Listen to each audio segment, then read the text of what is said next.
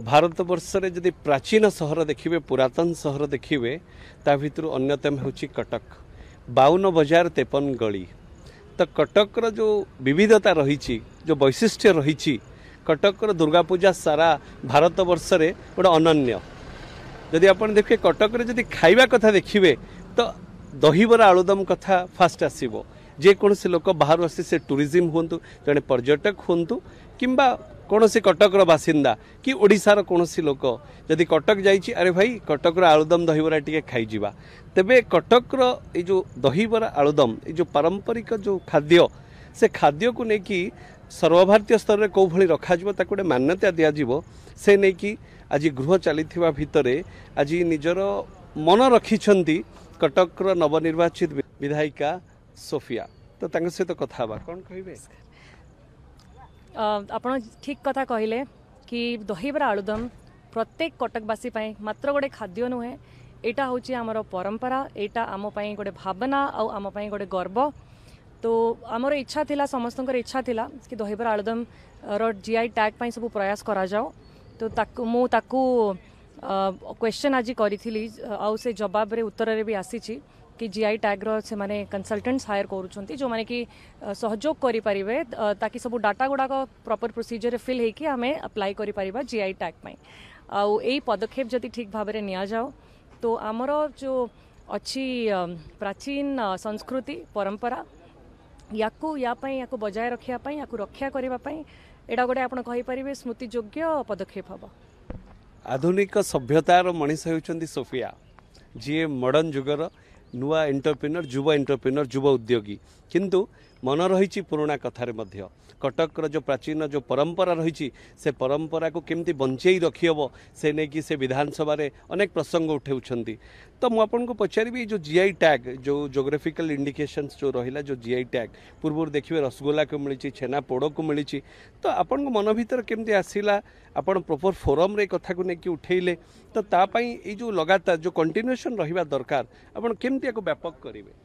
आपण जानी कि 5 वर्ष भितर मोर पिता जिते बड़े विधायक थिले तो सिल्वर फिलिग्री आमर रूपा तारकेसी उपरे भी जीआई टैग आसीथिला। तो से जो विभाग अच्छी जहाँ अंडर आसूचे आम माध्यम से कंसल्टेंट थ्रू रे जाइकी कारण तार पूरा डिटेल्स फिल हम केबेटू आसी तार हिस्ट्री कौन अच्छी खाद्य केमिति टेस्ट थाए तो गोटे पैरामीटर्स गुड़ाक फिल होकि आम निश्चय अप्लाई करूँ। एंड कटक दहीबरा आलुदम पूरा पृथ्वी रे फेमस सबुआड़े लोक जानी आम आशा करूँ या जीआई टैग अप्लाई कला निश्चय बहुत जल्दी मिल जाव। प्रथम दिन ये जो अधिवेशन रही बजेट अधिवेशन आज शेष होउछि कौन अनुभूति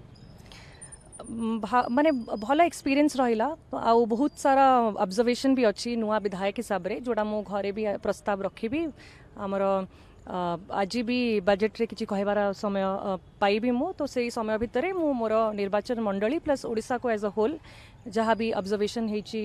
गोटे सप्ताह क्वेश्चन आंसर सेशन रो जहाँ उत्तर गुड़ाक आसी आउ जहाँ काम गुड़ाक अटकी जाइए मोर मेन कर्तव्य रहिबो जेहेतु 3 मास हो गलानी प्रत्येक जगार आप देखिए काम गुड़ाक सब अटकिकी अच्छी किसी आरंभ हो पारु नाही। जदि मु संक्षेप रे कहिबी कटक 12 विषय तो आप देखिए चंडी मंदिर काम हो जाऊ कि आमर